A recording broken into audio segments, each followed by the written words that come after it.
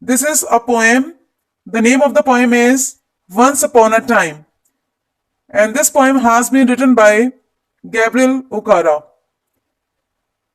Gabriel Okara has written this poem from the perspective of a parent who is addressing his young son. So, first of all, dear students, you should know the background of the poem.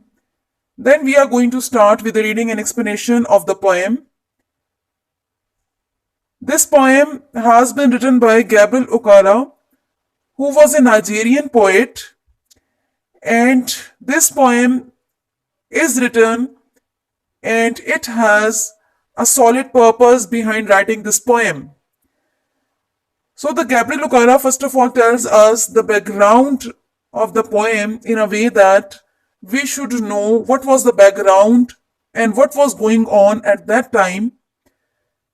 So Nigeria, it was controlled by Britain from the year 1901, and then later on independence movement succeeded in gaining Nigerian its independence.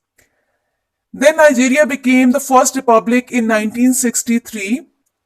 So it means that like Britain controlled Nigeria from the year 1901, and then there came a successive movement, and then the Nigeria became a first republic in 1963. And this was led by, or they were ruled by later on by a militant. So Britain ruled Nigeria from 1901 till 1963. Then when Gabriel Okara was born, who was a Nigerian, at that time the country was ruled by British. And when he turned to 35, or when he was 35 years old, British left.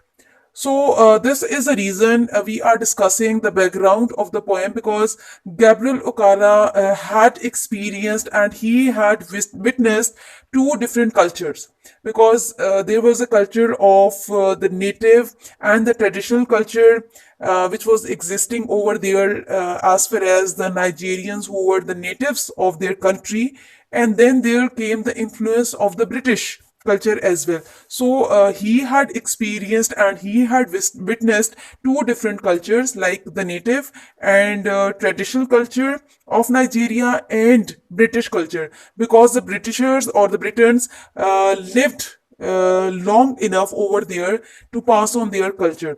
So this is basically the background of the poem, so that you could know how the Nigerians were influenced by the Britons just because of their cultural values.